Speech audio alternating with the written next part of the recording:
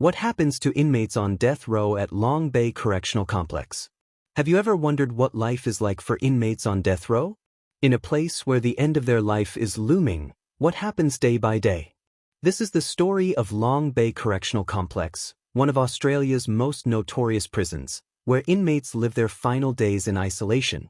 We'll go behind the prison walls and uncover the grim reality faced by those condemned to die, as well as the choices they must make in their last days. Stick with us as we reveal the unseen, the untold stories, and what really happens to inmates on death row. But be warned, this isn't a story for the faint-hearted. And it's far from over. If this story moved you, left you questioning, or made you think about justice in a whole new way, don't forget to like, comment, and subscribe. Share your thoughts in the comments below. What do you think about death row, and do you believe it serves true justice? Let's keep the conversation going. And remember, inside prison walls, where every cell has a story, the Long Bay Complex, the beginning of a dark journey.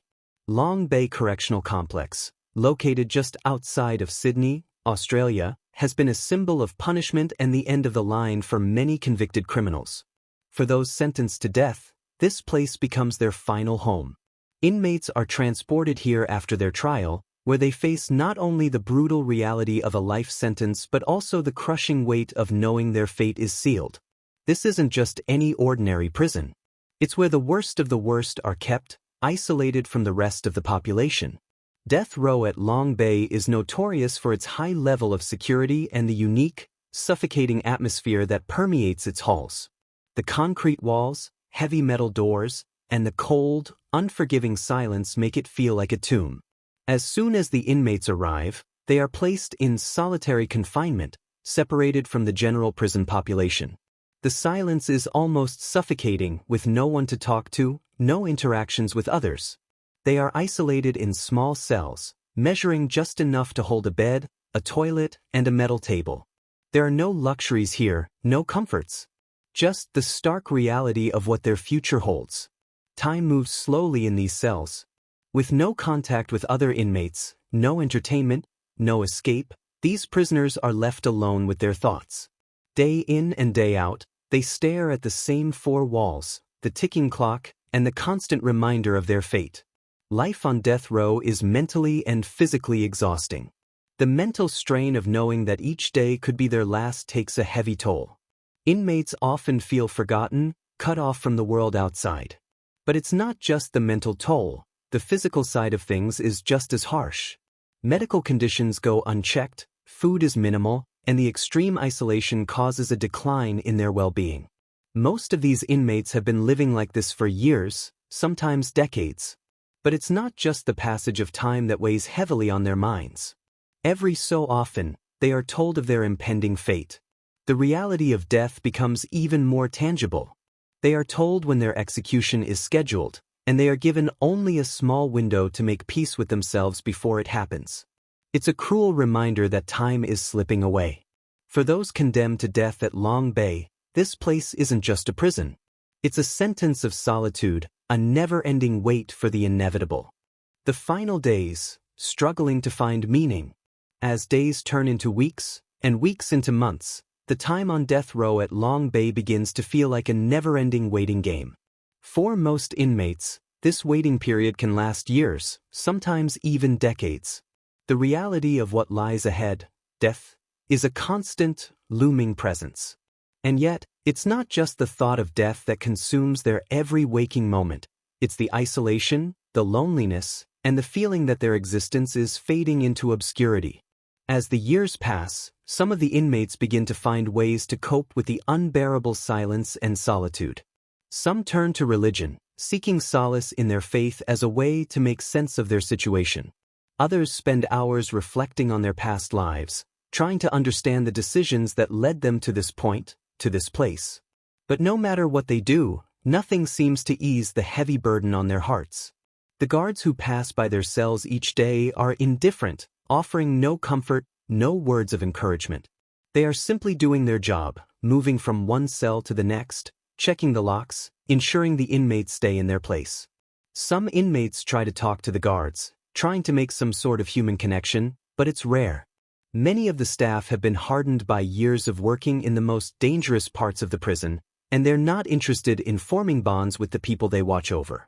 The inmates on death row are treated as though they are already ghosts, invisible and forgotten. As the years drag on, the psychological effects of the isolation become more severe. The inmates begin to show signs of extreme depression, anxiety, and even psychosis. The silence becomes deafening. Their only interactions are with the prison staff, and those are brief and cold. The rest of the time is spent in their tiny, confining cells, their thoughts becoming more and more distorted. For some, this isolation leads to a sense of hopelessness so deep that they begin to lose all sense of time. Days blur into one another. The constant reminder of their death date becomes a source of both dread and numbness. For others, however, it sparks an intense desire to somehow escape, even if it's just in their mind. They fantasize about freedom, about what life could have been if things had turned out differently. But those moments are fleeting. Reality always comes crashing back. The clock ticks on, and the execution date approaches. The psychological toll, living with the end in sight. As the years pass, many inmates on death row at Long Bay begin to feel the psychological toll of their situation. For some, the thought of execution starts to feel like an abstract concept. It's as if they've already died in some way, trapped in their cells, disconnected from the world outside. The prison walls are no longer just physical barriers. They become mental walls, separating them from any hope or future. In these dark times, the moments when they can feel the outside world, a letter from a loved one, a rare visit, or even a brief conversation with a fellow inmate, become precious. These interactions, however small, are reminders of what life once was, or what it could have been. But even these moments of connection are fleeting. Soon enough, the cell door closes again, and they're left alone with their thoughts. The isolation begins to warp their sense of self. Without human contact, it becomes difficult to remember who they once were. Some begin to forget their own identities, becoming more like shadows of themselves. The more time they spend in this mental prison, the less they seem to recognize the person they were before they were sent here. It's a strange, almost haunting feeling, to look at yourself in the mirror and not recognize the person staring back at you. Even the guards who patrol the area and ensure that nothing goes wrong seem like strangers to these inmates. There's no bond, no understanding. The guards are merely figures who come and go, ensuring that the rules are followed, that the walls remain intact. There's no sympathy, no empathy. Some inmates on death row try to make eye contact, hoping to connect, but the guards remain cold, emotionless. It's a constant reminder that in this place, humanity is often forgotten. For some inmates, the only way to cope with the endless hours of silence is through imagination. They might dream of their past lives, remember the sounds of a place long gone, or even create entire scenarios in their minds. These mental escapes become their only refuge. For others, however, it's the worst kind of torture. Their minds turn inward, spiraling into darkness, unable to stop the waves of regret, anger, and despair that constantly hit them. The anxiety of the unknown grows unbearable. Will it happen tomorrow? Next week? Next month? The uncertainty makes the wait even worse. There are those who try to hold on to hope that somehow, some way, something might change. They hold on to the smallest slivers of light, clinging to a hope that maybe a last-minute appeal will save them. But even the most hopeful of inmates can't escape the cold reality of Long Bay. The appeals rarely succeed.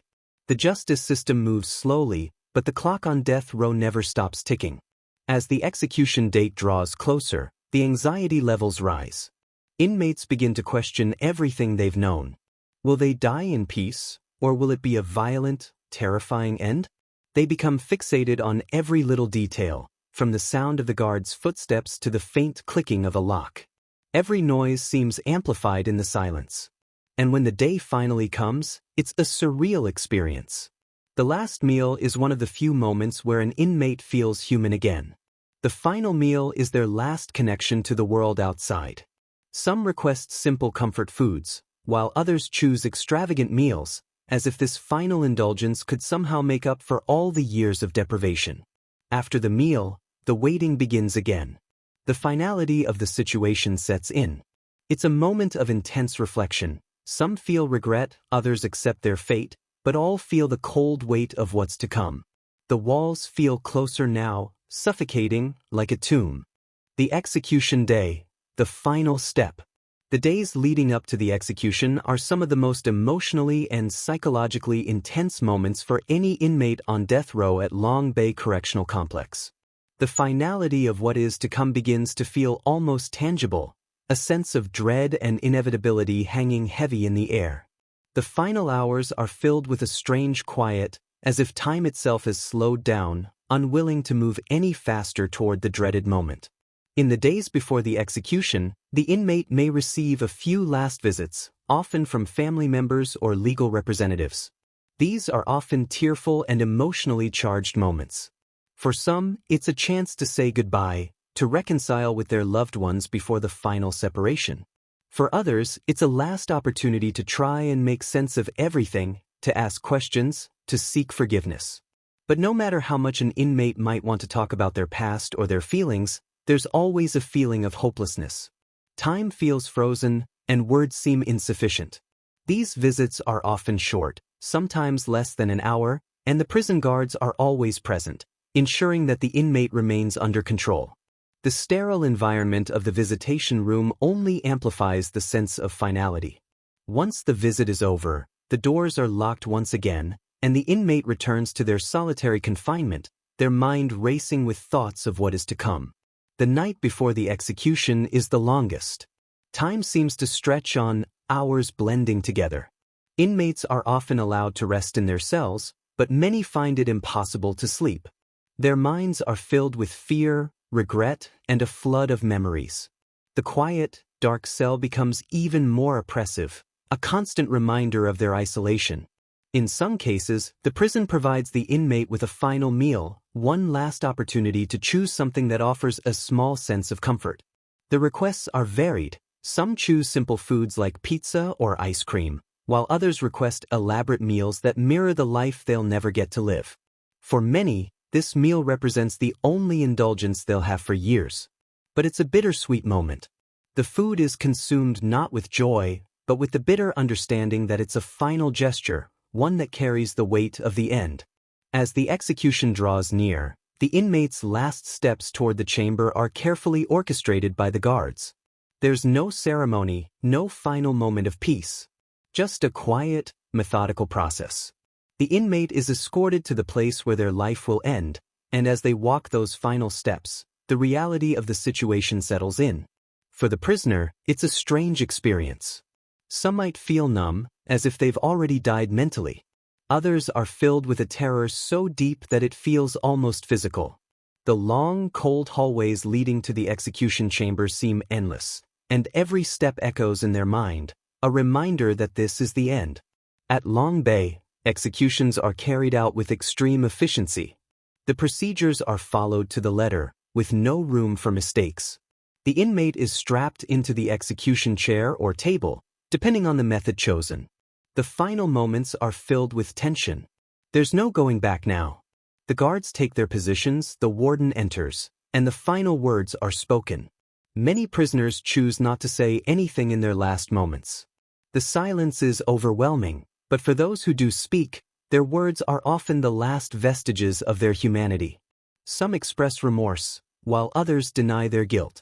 Some ask for forgiveness, while others leave with anger and resentment. But once the process begins, it's over quickly.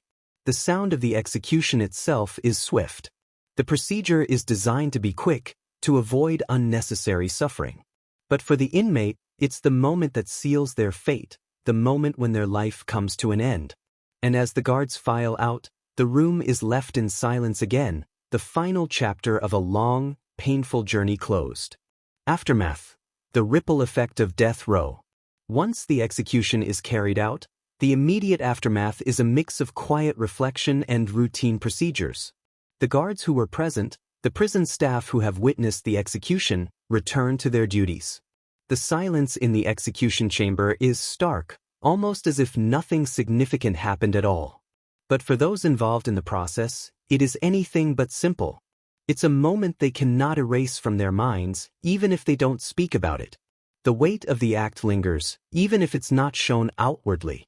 For the other inmates on death row, the news of an execution doesn't come as a shock. They are used to the idea that one of them will be next. But that doesn't mean it's easy to process. The reality of death hits differently when someone they have lived alongside for years is gone. Inmates begin to reflect on their own situation more deeply, wondering if they will be the next to walk the final path. The mental toll this takes on the remaining death row inmates can be severe. Some begin to fear for their own future even more intensely. Will their fate come soon? Will they be remembered? The fear of being forgotten is one of the harshest things inmates face. Once an inmate is executed, they fade into the system's history, little more than a statistic in a long list of those condemned. For the others, it's a grim reminder that they could be next at any time, and there's no real control over when that time will come. For the family and friends of the executed inmate, the aftermath is also filled with complicated emotions. Some feel relief, believing that justice has been served.